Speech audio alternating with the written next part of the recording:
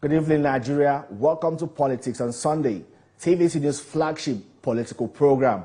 We're live from our studio in Abuja, the federal capital. I am Femi Akonde. The debate, or is it controversy generated by the proposed tax reform bills, has reached a fever pitch in the country. It also appears to show a dichotomy among geopolitical zones in support of President Bola Tinubu's policies and programs. The strongest opposition against the bill is coming from the north. Just a mention of the tax reform bills on the floor of the House of Representatives caused outrage, and it took the intervention of the Speaker to bring the near chaos under control. In the Senate, it is clear that a few senators from the north are strongly against these reforms. A few governors have also openly come out to criticize this bill, while several others are sitting on the fence, unable to muster the courage to speak truthfully about a bill the president says is in the overall interest of the country. Could this be politics above national interest? Or how do you explain why certain interest groups, mostly from a section of the country, are determined to shoot down a bill they allege will impoverish their region? Contrary to claims by Nigeria's tax administrators that it will reduce the number of taxes paid in the country and also stimulate economic growth and development. Now President Bola Tinubu's men are all out to talk about these bills. They are also out to bust the myth surrounding it by clearly explaining that it is a progressive bill that will stimulate economic growth. In all of the content of the bill, the most contentious is a new VAT derivation model where 60% of VAT revenue standing to the credit of states is shared based on derivation, while 20% is shared based on population sizes and the other 20% is shared equally among the states. Most importantly, VAT revenue from the new derivation model will no longer be attributed to the place of remittance, which is usually the headquarters of companies, but attributed to the actual locations across the states where the consumption of goods and services took place. Well, some of the advocates of these bills say the current method of the VAT derivation favors states like Lagos, Rivers, and Oyo, which have a lot of company headquarters situated there. Well, let's bring you a feel of what transpired on the floor of the House of Representatives when these tax reform bills came up for deliberation. My colleague Joke Adisa reports. Since the transmission to the National Assembly, controversies have told the four proposed tax reform laws from the presidency. They are the Nigeria Tax Bill 2024, the Nigeria Tax Administration Bill, the Nigeria Revenue Service Establishment Bill, and the Joint Revenue Board Establishment Bill.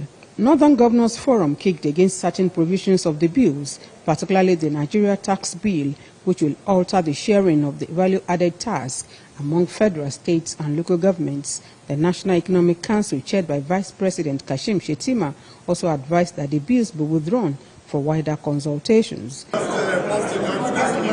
To get clarification and enhance public understanding of the bills, the House of Representatives invites the tax team for more insights. The sense of all these bills is to enhance our revenue and, of course, to block leakages.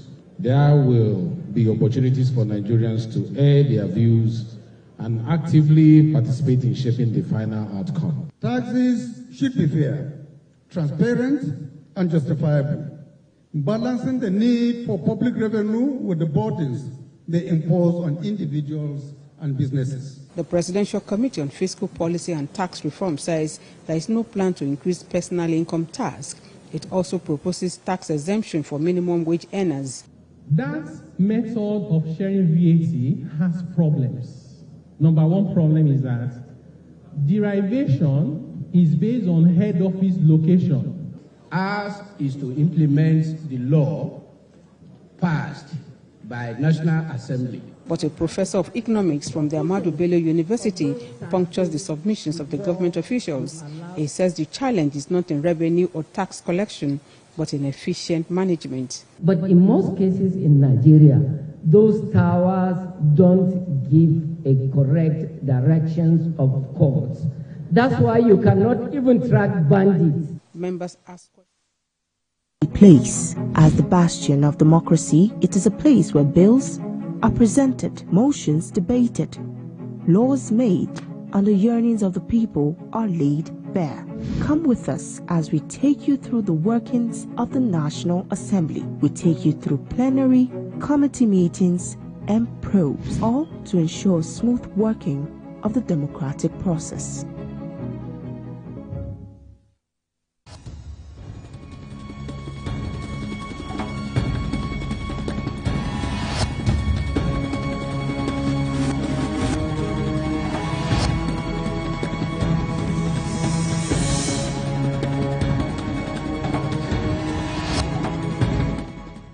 Welcome back. Well, we're discussing President Bola Tinubu's proposed tax reform bills. And my guest today in the studio, joining me live on set, is the Secretary to the Government of the Federation, Senator George Akume, to give perspectives into the proposed tax reform bills and other reforms President Tinubu's administration says are necessary. Welcome to the program, sir. Thank you. But first, let me ask you, are you surprised about the interests these tax reform bills are generating, especially the resistance from certain quarters? Thank you very much.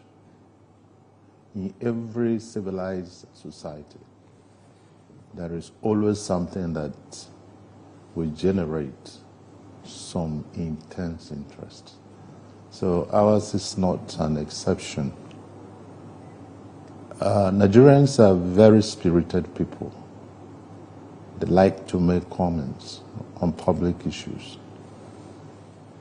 They like to talk. But sometimes it was always good to study very carefully an issue before you can make informed comment. Tax reforms are new in this country. For the past 50 years, nobody has made any attempt whatsoever to reform our tax system, in spite of the fact that the laws have become archaic, they're out of date, so there was this need to modernize the tax system and to ensure maximum value for what we can generate for the benefit of our people.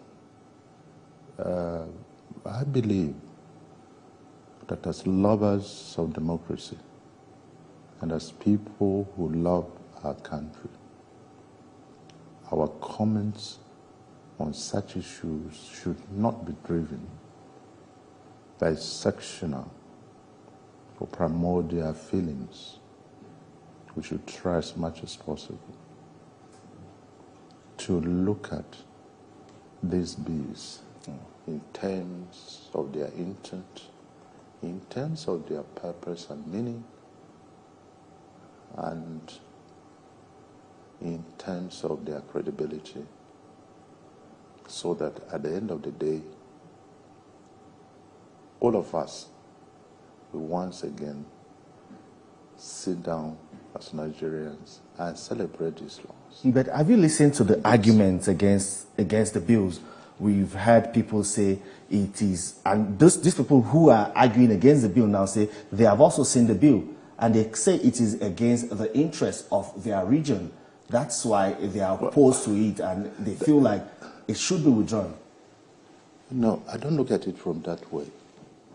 When you say the bill, people say it's anti a certain section. Maybe I come from that part of that section. You are also from the north. From the north, and I am 100% supportive of these bills. These bills follow the normal process before they were finally transmitted to the National Assembly for legislation.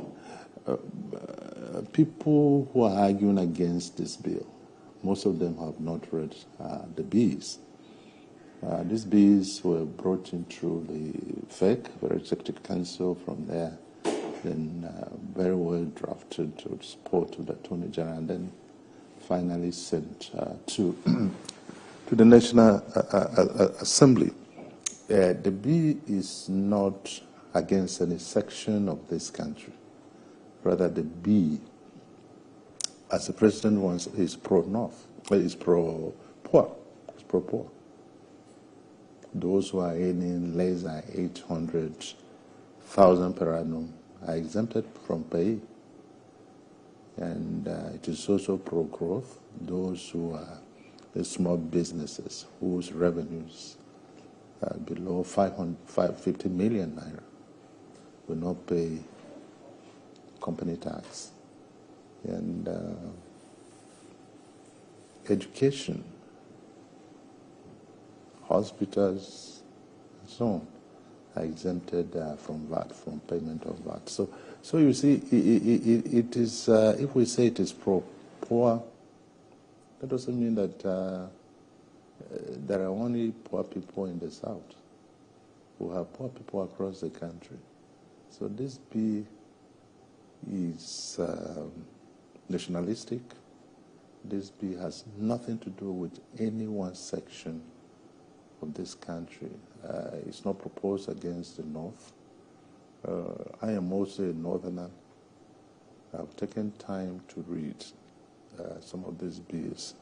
Yeah, there is quite a lot that has been proposed in this bill. Some of these issues I have just mentioned.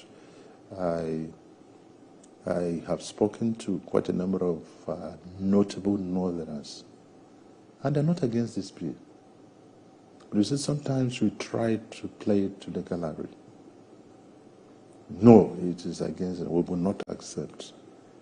In a democracy, no matter how difficult, no matter how tough the problem is, it can always be solved through consensus. We build up consensus to solve problems. As much as you said, in a democracy, everyone will have their say now. Yeah. These people who are having their say against this bill, you are telling me now that they do not speak for the North. I am saying that people have their own personal agenda. There are others who are attacking the bill purely from the perspective of opposition politics. It is coming from the party in power, and therefore we have to attack it in order to garner support, so to garner in bracket for 2027. And that is so. It is so really that they're speaking, well, some of them may claim they're speaking for a particular section, but the truth is, I have also spoken to notable Northerners, and they're not against this bill. Some of them are religious people, leaders. Others are senior citizens of Nigeria from the North. So, my candid advice would be that the final analysis will be going to the National Assembly, and therefore, if they have any comment to make, they can put it down in writing, or whenever Assembly decides to hold public hearing, they can make their views. But to say, no, let us go on protest, it doesn't help the cause or peace at all, and it will never dampen the spirit of those who are supportive of this bill. I don't want us to create this impression that we Northerners are being victimized by the bills. That is not what is in the bills. We have to be careful about this. Every section of this country is going to benefit. If you look at the issue of VAT, where the federal government was taking 15%. In the present arrangement, the federal government has dropped 5% out of 15, added to the state. So that the state governments now have to benefit. Their benefit is about 55%, while the local government would take 35%. So you see, in this arrangement, we have even more local governments in the North. We have more states in the North. So you see, more monies will be going to them as well. So basically, what I'm saying is, let's give the bees a chance. Let's see what comes of it. And I believe in the final analysis. These bees are going to do what? To propel the economy to prosperity and enhance fiscal sustainability. There's some people have said that there is a lack of communication. Some people have attributed several issues to why there's this growing resistance that we'll come into and we'll come to talk about that after this short commercial break. We'll continue with our conversation with the Secretary to the Government of the Federation.